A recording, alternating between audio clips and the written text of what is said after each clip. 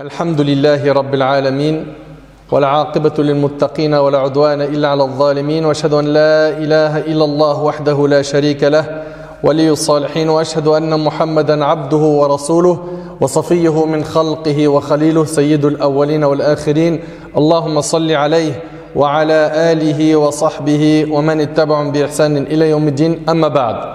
Mes frères et sœurs, notre khutbah aujourd'hui portera sur les clés pour rester fort dans sa religion.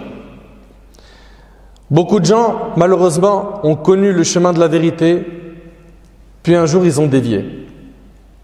Beaucoup de gens ont goûté à la douceur de la foi, puis ils l'ont abandonnée pour les plaisirs éphémères de ce bas monde, pour un rang social, pour de l'argent. Beaucoup de gens, malheureusement, ont vendu l'au-delà pour ce vil bas monde. Ahbab al-Kiram, nos ancêtres, rahimahumullah, étaient tout le temps soucieux de rester sur le chemin de la vérité. C'était un souci qu'ils avaient. Et aujourd'hui, malheureusement, on a plein de soucis et le souci de rester dans le dîn fait partie, pour beaucoup d'entre nous, du dernier des soucis.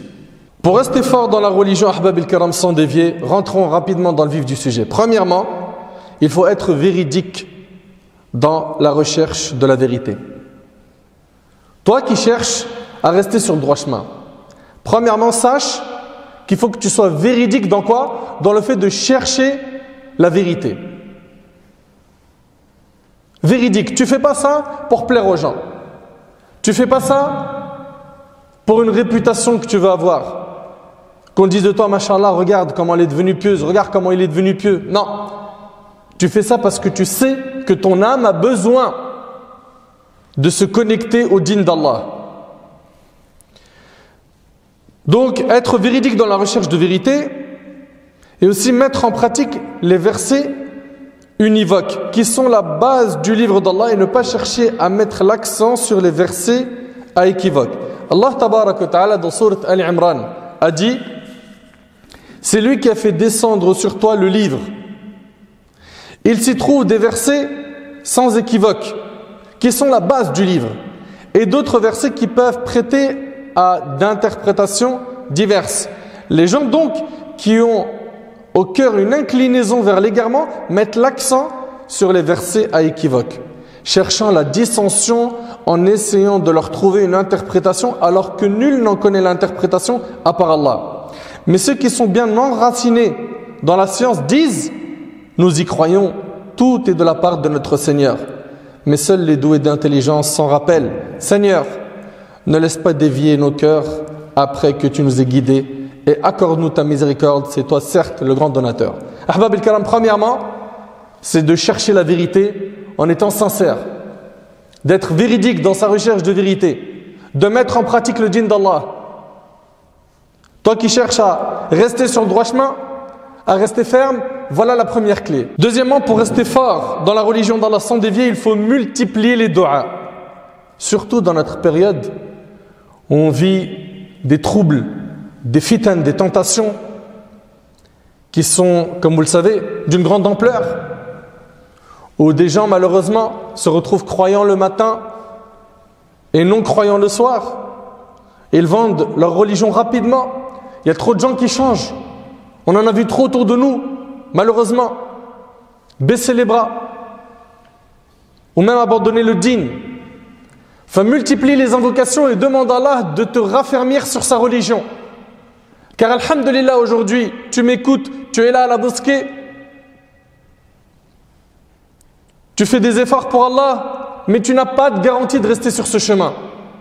D'où l'importance de multiplier le dua, les invocations. Regardez, subhanallah, Anas radiallahu ta'ala anhu, ce noble compagnon, il dit que le prophète sallam multipliait de dire.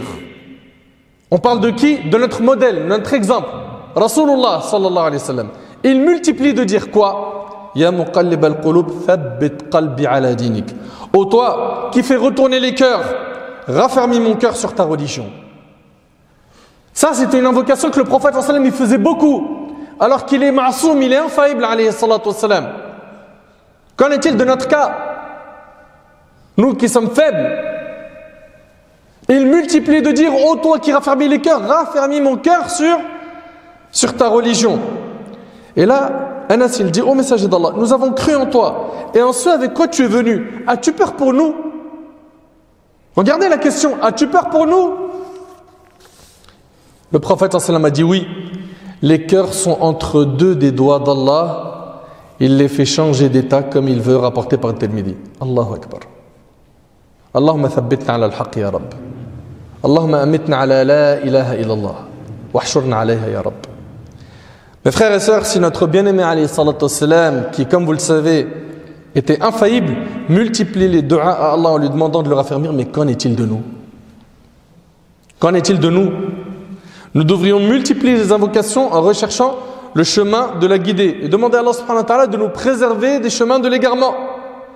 Et sachez que les meilleurs compagnons demandaient à Allah subhanahu wa ta'ala de les raffermir afin de rester forts dans la religion. Abi Abdullah as-Sunabihi radiyallahu anhu, il dit: je me suis rendu à Médine pendant le califat d'Abu Bakr as-Siddiq radiyallahu anhu. Puis il a prié derrière lui salatul maghrib. Dans les deux premières unités de prière, il récita la mère du livre, à savoir la Fatiha et une sourate. Il récita des petites sourates. Puis arrivé à la troisième raka'a, la troisième unité de prière, il dit: je me suis rapproché de lui jusqu'au point où mes vêtements allaient toucher les siens. Et je l'ai entendu réciter la Fatiha et ce verset: Rabbana la tuzigh qulubana ba'da idh hadaytana wa hab lana min ladunka rahmah innaka antal wahhab. Seigneur, ne laisse pas dévier nos cœurs après que tu nous aies guidés et accorde-nous ta miséricorde. C'est toi certes le grand donateur. Et cette histoire est rapportée par l'imam Malik avec une chaîne de transmission authentique. Voilà donc ce que nous enseigne le prophète sallam et voilà l'éducation qu'il a laissée derrière lui. De demander à Allah al-thabat. Tu es aujourd'hui sur le din d'Allah, alhamdulillah. Et c'est vrai que j'ai dit tout à l'heure qu'il y a des gens qui ont baissé les bras et qui ont abandonné le din. Mais il y a aussi une réalité, c'est qu'il y a, mashallah, un grand retour de notre jeunesse. Beaucoup de nos jeunes, grâce à Allah Azza wa Jal, reviennent vers Allah subhanahu wa ta'ala. Et ça, c'est quelque chose qui nous réjouit le cœur. Et j'implore Allah subhanahu wa ta'ala de guider les frères et les sœurs de notre ummah qui se sont égarés. Ahbab al-Karam, comprenez que demander à Allah la guider est une chose à faire tout le temps. Et il faut multiplier la demande de la guider, surtout dans ces périodes-là. Dans ces périodes de trouble, dans ces périodes où ça commence à être difficile pour certains de tenir leur religion. Notre prophète sallallahu alayhi wa sallam, lorsqu'il commençait les prières nocturnes, qiyamul layl, il disait: Allahumma rabba Jibril wa Mikail wa Israfil fatir as-samawati wal ard alim al-ghaybi wa ash-shahada anta tahkumu bayna ibadika fima kanu fihi yakhtalifun ihdini lima ikhtalafa fihi min al-haqq bi'idhnik innaka tahdi man tasha'u ila siratin mustaqim. Ô Seigneur, maître de Jibril, de Mikaïl et d'Israfil, créateur des cieux et de la terre, celui qui connaît parfaitement le monde invisible et le monde visible, c'est toi qui jugeras entre tes serviteurs sur quoi ils divergeaient. Guide-moi sur quoi ils ont divergé en matière de vérité avec ta permission, car tu guides certainement qui tu veux vers le droit chemin, rapporté par l'imam Muslim selon Aïcha radiyallahu anha. Troisièmement, pour rester fort dans le din, dans la religion d'Allah, sans dévier, il faut connaître ses limites et ses capacités. Il faut connaître ses limites et ses capacités. Il arrive souvent que des gens se repentent, reviennent vers Allah et commencent à faire porter à leur âme une charge au-dessus de sa capacité. Le résultat, ils craquent, ils lâchent tout. Il craque, il lâche tout. Donc, faites-y attention. Selon Hudhayfa radiyallahu anhu, le prophète sallam a dit: il n'est pas permis aux croyants de s'humilier. Il n'est pas permis aux croyants de s'humilier. Comment risque-t-il de s'humilier, dirent-ils? Le prophète sallam a dit: il s'expose à des épreuves qu'il ne peut supporter, rapportées par Tirmidhi. Donc faites attention, Allah yabarik fikum. Faites-y très attention à ces comportements, à ces excès qui sont commis par certains, par certaines, parce que celui qui a un rapport dur, rigide avec le din d'Allah, tôt ou tard, s'il est sincère, il a fait les efforts nécessaires, il revient au juste milieu, sinon il craque, il lâche tout. Sinon il craque, il lâche tout. Et sache que le plus important n'est pas qu'aujourd'hui tu fasses des grandes actions ou que tu en fasses beaucoup. Le plus important est que tu restes constant dans l'adoration, même si tes actions sont quoi? Minimes en termes de nombre. Ne vise pas la quantité, mais vise plutôt la constance. La constance, sois constant. Faire peu qui dure, vaut mieux qu'en faire beaucoup qui vont s'interrompre un jour. Et c'est ce qu'il nous a enseigné, alayhi salatu wassalam. Qu'est-ce qu'il a dit, alayhi salatu wassalam? Il a dit les œuvres les plus aimées auprès d'Allah sont celles qui sont constantes, qui durent, même si elles sont minimes, et c'est rapporté par l'imam Muslim selon Aïcha. Quatrièmement, donc on a dit être véridique dans la recherche de vérité. Deuxièmement, invoquer Allah. 3, ne fais pas porter à ton âme plus que sa capacité. 4, pour rester fort dans la religion d'Allah sans dévier, il faut faire des bonnes actions. Les bonnes actions, c'est comme le gasoil. Ça te charge, ça te donne de la force. Et Allah Ta'ala nous dit dans Sourate An-Nisa, et s'ils avaient fait ce à quoi on les exhortait, cela aurait été certainement meilleur pour eux et leur foi aurait été plus raffermie. Donc en faisant les bonnes actions, ta foi elle est raffermie. Cinquièmement, pour rester fort dans la religion sans dévier, il faut être sincère. Arrête de t'acheter une image auprès des gens. Arrête de vouloir t'attirer les compliments et les éloges des gens. Ce monde-là, il va te servir à rien. Quiconque n'est pas sincère, sachez qu'il ne peut pas rester longtemps fort dans la religion. Il s'égara du sentier d'Allah. Sahl ibn Sa'd radiyallahu anhu nous rapporte que le prophète sallallahu alayhi wa sallam s'est retrouvé face à des mouchriquines et ils se sont combattus. Et je vous demande s'il vous plaît d'être très attentif face à ce hadith. Puis lorsque le prophète sallallahu alayhi wa sallam retourna à son campement et que les mouchriquines en firent de même, un parmi ceux qui étaient avec le prophète sallallahu alayhi wa sallam resta à combattre et aucune personne ne lui résistait. Jusqu'au point où ils dirent: aujourd'hui personne d'entre nous n'aura la récompense d'un tel. Il n'a cessé de combattre pour défendre la cause d'Allah. Et là, le prophète sallallahu alayhi wa sallam a repris en disant: il fait partie des gens de l'enfer. Allahu Akbar. Mais il est en train de combattre avec le prophète sallallahu alayhi wa sallam. Il est dans ses rangs. Et le prophète sallallahu alayhi wa sallam dit: il fait partie des gens de l'enfer. Mais vous pouvez écouter s'il vous plaît? Un homme du groupe a dit: je vais l'accompagner. Donc il a voulu le suivre de près pour connaître un peu plus la situation de cet homme. Il dit: je suis resté avec lui. Chaque fois qu'il s'arrêtait, je m'arrêtais. Quand il courait, je courais avec lui. Puis il dit: l'homme fut gravement blessé et il précipita sa mort. Il posa son épée par terre et se jeta sur son épée. Allahu Akbar. Subhanallah.